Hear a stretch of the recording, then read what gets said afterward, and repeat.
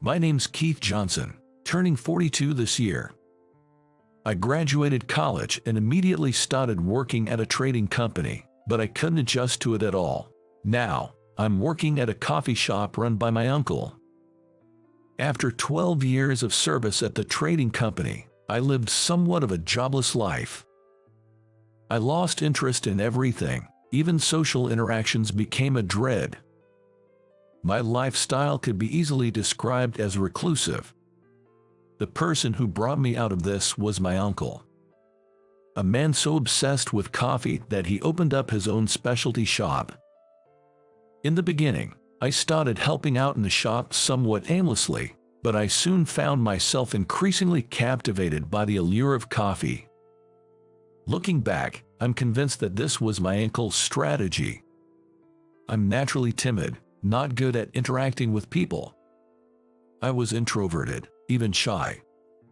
It's embarrassing to admit, but I've never had a girlfriend, even at the age of 42. I need to set the record straight, though, there's a reason for this. I was raised in a predominantly female household. My father passed away early due to illness. Living with my mother and two assertive sisters, and on top of that, there are even more assertive younger sisters. My place at home was minute, to say the least. Growing up surrounded by strong women, I developed a kind of fear and respect for women. I grew into a man too intimidated to approach women. I'm okay with the regulars at the shop, like the older women, but that's about it. Even the local elementary school girl, Emma, calls me Keith casually. That proves how low-key I am. My uncle's coffee shop attracts coffee lovers who gather almost daily. Many of them are even more knowledgeable than me, so I have a lot to learn. I can't do without a notebook at work. I jot down everything I notice or have been taught, so I don't forget. My uncle calls it secret notebook. While I was checking new coffee beans with my notebook in hand, the doorbell rang with a jingle. "Excuse me, hello." Spotting me, he cheerfully greets me, deftly maneuvering his wheelchair closer to the counter. He smoothly transfers from his wheelchair to the stool at the counter using only his arm strength. As always, he does it with ease. His name is Alex Miller, a regular at the shop and a wheelchair user. When we first met, I didn't know how to act. Should I help him? If so, how should I assist him? All I could do was fret. As I stood there worrying, Alex, just like today, smoothly sat down at the counter and laughed. Don't look at me like I'm performing a circus act. From the day we met, Alex and I became good friends. Alex, a coffee lover who frequents this shop, is a treasure trove of knowledge for me. Eager to learn everything, I listen to Alex share his knowledge. Despite being best friends, Alex is only 28 this year. He's 14 years younger than me. And yet, Alex seems far more mature than me. I feel like he's experienced a much denser life than mine. Despite probably having had difficulties that he couldn't share with anyone, Alex was always cheerful.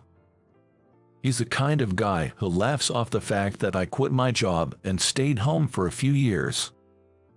Currently, Alex is working as a translator from home and often visits the shop to take a break. He often works at the counter with his laptop until closing time. Many of our regular customers are also fans of Alex. Alex is ridiculously handsome. And he's so polished it's somewhat intimidating. I once went shopping with him for clothes. At that time, the outfit that Alex had chosen for me has now become my go-to for important events, just waiting for its moment to shine. But even someone as flawless as Alex has a weakness. Alex has a twin sister. It seems that he simply can't stand up to her. I've been to Alex's house a few times. I've met his mom, but I've never met his sister. I heard some somewhat scary rumors from our regular customers around the same age at the shop. The most common rumor is that she used to be a punk. I didn't ask Alex directly, but I heard this from our regular customers and the clerk. As someone who's not good at women, assertive women are my worst nightmare.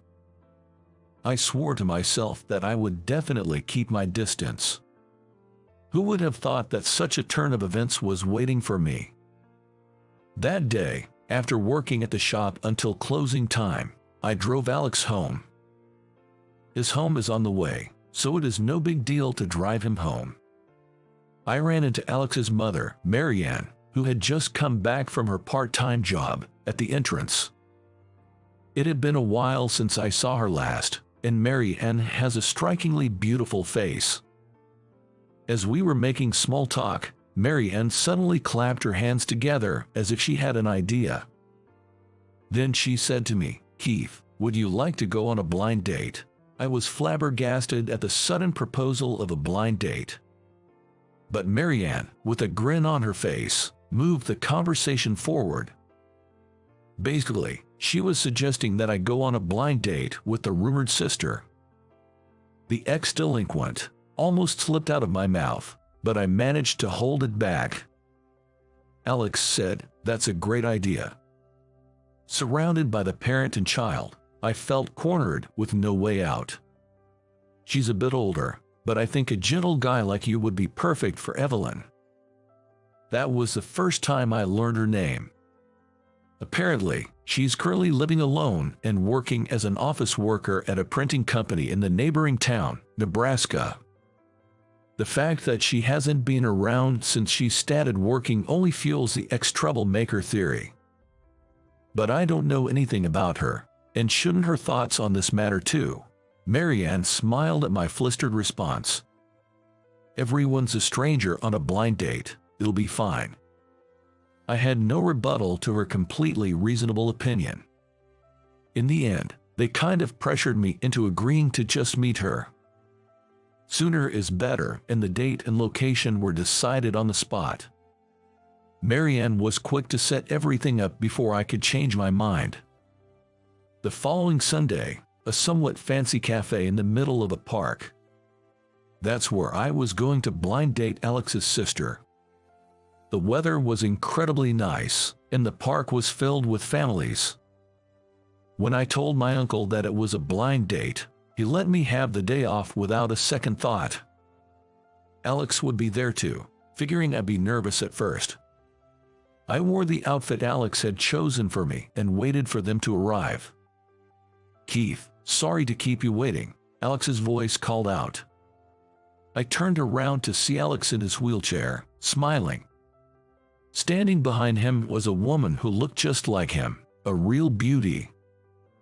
Upon seeing her, I was momentarily lost for words. I thought, I've never seen such a beautiful woman before.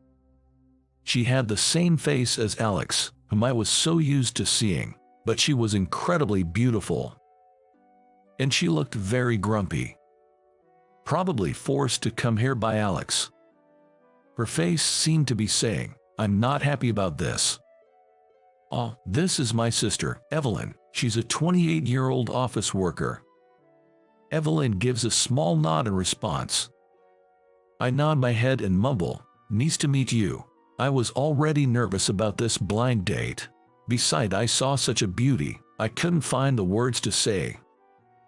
"Are you both nervous?" Alex teases. Without missing a beat, Evelyn's hand slaps the back of Alex's head. She's quick. There might be some truth to the rumor that she used to be a bit of a wild one. "Don't tease people like that," Evelyn says in a slightly husky voice. For someone like me, who isn't a fan of the high-pitched voices typical of some girls, Evelyn's voice was perfect. I don't remember much of what happened after that. Alex kept the conversation flowing, and Evelyn and I responded with yes and no. That was our blind date. When Alex left, we sat in silence, and time seemed to stand still. Thank you for today. I appreciate you taking the time out of your day off too." Evelyn's eyes meet mine as I begin to stutter. Feeling as though I'm being stared by her, my words trailed off. No, I should apologize. Alex and the others pushed you into this, Evelyn says, bowing her head. She seemed far removed from her wild past, which left me speechless. As I sat in stunned silence, Evelyn stood up, quickly grabbed the check, and said, "Well then," before leaving. Her brisk movements didn't give me a chance to stop her, leaving me stunned. I didn't expect to be left alone. And she even paid the bill. At least the blind date mission was accomplished. I gazed at the park, thinking that as long as we had met, Alex and the others would be satisfied. The next day, when Alex came into the shop, he asked me about what happened after he left, but there was no progress and nothing to talk about.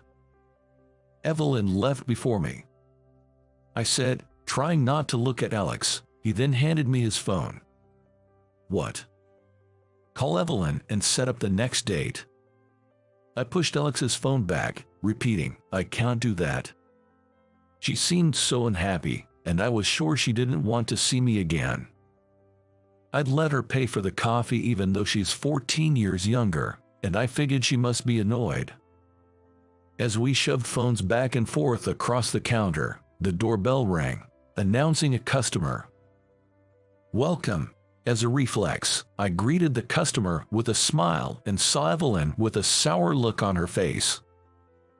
I froze for a moment. I nodded to Evelyn and moved over to Alex. What, Evelyn, are you off work today? Alex, surprised to see her out and about on a weekday. I took a day off. You see, there was a solo exhibition for Professor, but more importantly, you shouldn't be going out dressed so lightly. Evelyn responded, placing a blanket on Alex's knee. In her hand, she held a small silver oil heater. She probably brought it because she was concerned about Alex, who tends to feel unwell when it gets cold. Oh, the wood carving exhibition, right. It's next week, isn't it? Apparently, she had come to help set up the wood carving exhibition that starts next week at the community center. Evelyn, a graduate of a fine arts college, seems to have majored in wood carving. It's difficult to make a living solely from it, so she's now selling small wooden carvings as a side job. I have some of my works there too. You should check them out, Evelyn said with a light smile.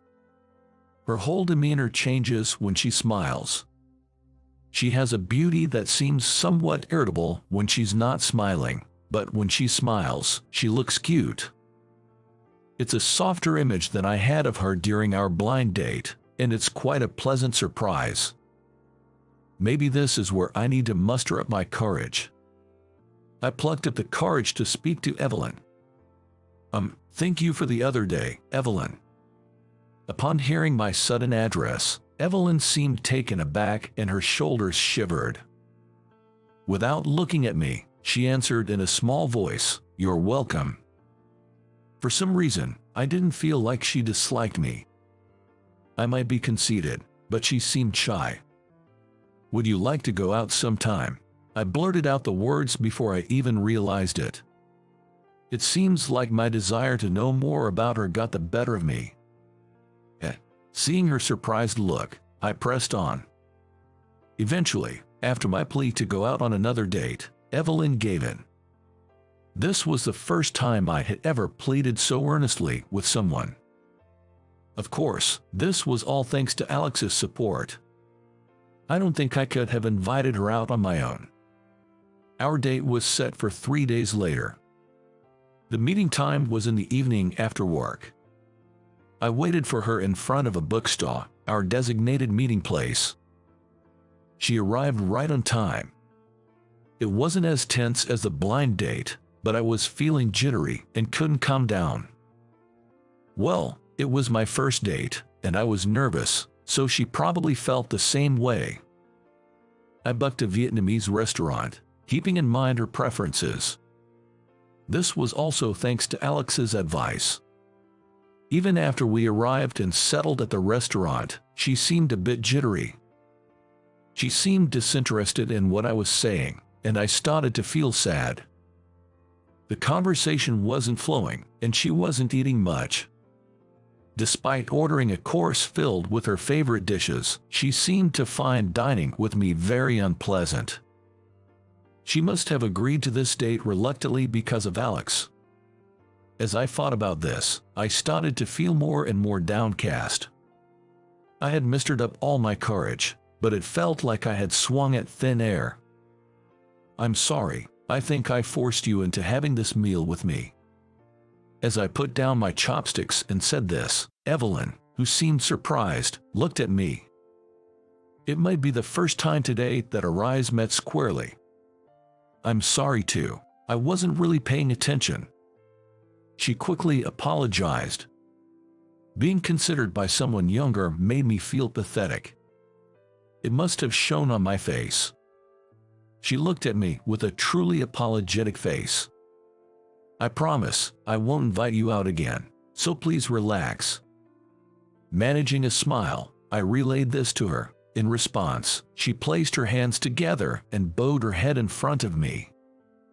"I'm really sorry. I'm so distracted thinking about Alex's date." Evelyn, with her hands together and bowing as if praying to me, apologized again and again. Tonight, it seemed Alex was also going on a date with a girl. And apparently, it would be their first time going out, just two of them. Alex was undoubtedly popular, but he never had a girlfriend. He told me once that he didn't want to bother the person he liked because he often had to be mindful on dates. That's why he didn't have a girlfriend. So, this was Alex's first date. I could understand why my sister, Evelyn, was on edge. I mean, there are many obstacles, like restrooms, steps, and stuff, right? I'm just worried if Alex might mess up in front of the girl he likes. Considering this, I made a suggestion to Evelyn. "Well then, let's go and secretly watch over Alex's date." Evelyn looked puzzled at my suggestion and exclaimed, "Huh." She probably never imagined that I would suggest such a thing. I quickly stood up with the bill in my hand. "You know where they're having their date, right?" Evelyn nodded affirmatively and took my hand. I had heard that she did wood carving, and her palm, full of calluses, proved that she was serious about it. I was somewhat pleased to discover this new side of her. The place where Alex and his date were was close to the restaurant where we were dining. It was an Italian restaurant, well equipped with accessibility features. I went there with Alex a few times. Peering through the large window, I could see Alex and her. People passing by gave us suspicious looks as we hid across the busy street, secretly watching them. From what we could see, there didn't seem to be any problems. He was with a cute girl, reminiscent of cotton candy. They looked like a perfect couple. I thought Evelyn's concerns were unfounded. But, as she continued to intently watch the two of them, Evelyn's expression was dead serious. At that moment, I wondered if this might be the reason for the rumors about her past as a delinquent. "Hey, can I ask you something?" "What? I'm a bit busy right now," she replied, still focused on watching Alex. Watching over Alex in his company, Evelyn was indifferent to my questioning. "Is the rumor about you being a former delinquent true?" "What? Are you crazy? You just asked this to me." Taken aback by my question, Evelyn unintentionally stood up and shouted. Realizing that she would be noticed by Alex and his date if she wasn't quiet, she quickly crouched down and glared at me. "I don't fully understand what delinquent means, but I am not one," she said. So, I asked her why such a rumor had spread. She puckered her lips in irritation. The reason of it all was a fight with a classmate. Back in high school, there was a girl who often bothered Alex. One day during gym class, that girl purposely blocked Alex's wheelchair with her belongings. Unable to exit the classroom, Alex attempted to get past the items but ended up toppling over with his wheelchair. When Evelyn found Alex in this state, She was livid and attacked the girl. She dragged the girl through the hallway to Alex and forced her to apologize. The girl cried loudly, refusing to acknowledge what she did. Evelyn, who dragged the girl around while she was crying out loud, later became a feared entity. That's said to be where the rumors of her being a former delinquent started. She admits that she may have gone too far, but she smiled and said she had no regrets. She probably thought that girl was trying to get Alex's attention. Evelyn said she also came to that conclusion as an adult, but she couldn't forgive it. So, the supposed ex-delinquent sister was just a sister who loved her little brother. The misunderstanding somehow made me chuckle. As I was laughing quietly, Evelyn smacked my back. "Evelyn, would you seriously consider dating me? I know I'm like an old man to you, but what do you think?" Her eyes widened in surprise at my confession, while I was crouching hidden behind the shrubs. No good. I gave it another push, and Evelyn stood up, brushing off the fallen leaves on her knee. She started walking, so I hurriedly followed her.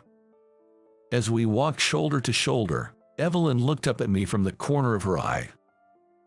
Then she said, "Show me that thing of yours." "Excuse me, here, now." "You showed it to Alex, but not to me." With a harsh whisper, I gulped. "Show me that, your notebook."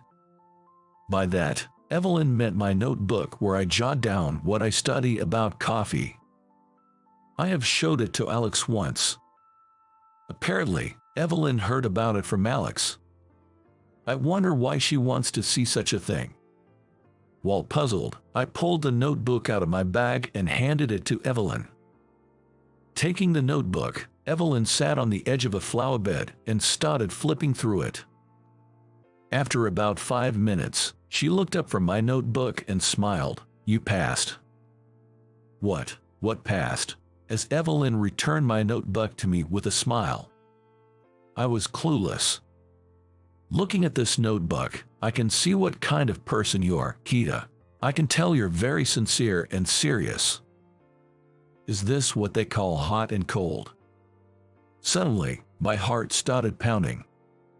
"So I'm sure there are many things I don't know, but please take good care of me," Evelyn said, bowing her head to me.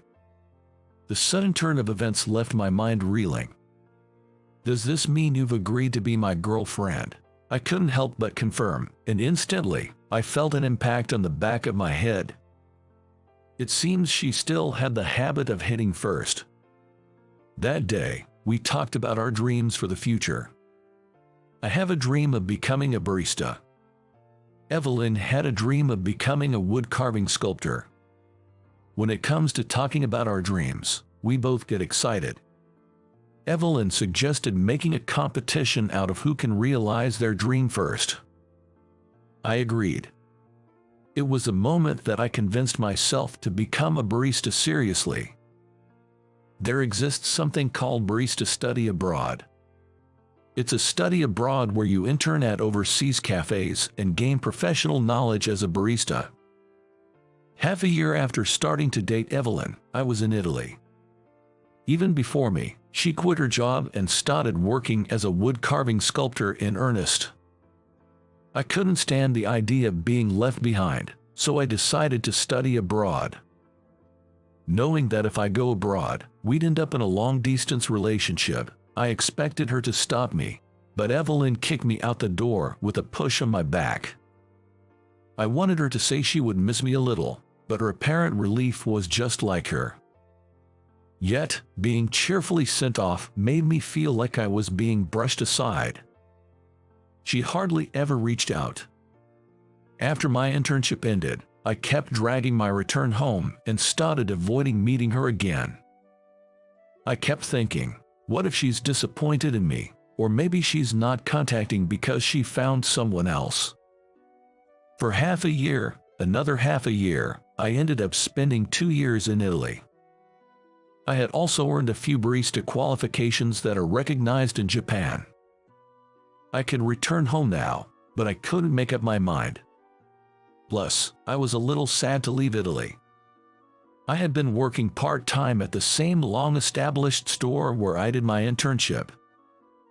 The chime of the doorbell rang out in the empty cafe, signaling the arrival of a customer. As I lifted my face from the coffee I was brewing, I saw an unbelievable face. It was Evelyn, who was supposed to be in Japan. She had become even more beautiful over the 2 years.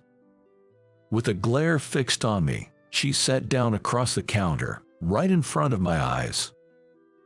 "You've kept me waiting too long." Still glaring at me, as she thrust a flyer in front of my eyes. The flyer was for Evelyn's solo exhibition in New York. I realized in an instant that Evelyn had achieved her dream. "I'll treat you to a cup of coffee," I say calmly, suppressing my joy, and start working with my hands. Evelyn seemed a little displeased that I wasn't flustered as before. "Well, you'd expect some changes after spending 2 years in Italy. Smooth interaction is also necessary for a barista." Evelyn waited for her coffee with a pout on her beautiful face. I thought it ruined a good-looking face. I placed a latte with latte art in front of Evelyn. Upon seeing the latte art, Evelyn muttered, "Damn it." I almost laughed at her adorable frustration. But I was nervous too. The latte art on the latte I handed over read, "Will you marry me?" and Evelyn stirred it violently with her spoon, pretending not to see. She drank the latte in one gulp, with a look of indifference on her face. "I'll have to treat me to another 100 cups to make up for the wait." "I'll write it as many times as it takes until you're satisfied," I replied. Evelyn seemed pleased with my words and nodded. Then she whispered, "Don't forget what you just said." I got Evelyn's consent to our marriage 3 days later. When I murmured, "You fell pretty easily, didn't you?" she hit the back of my head with a surprising force. I guess she remained aggressive for the rest of her life.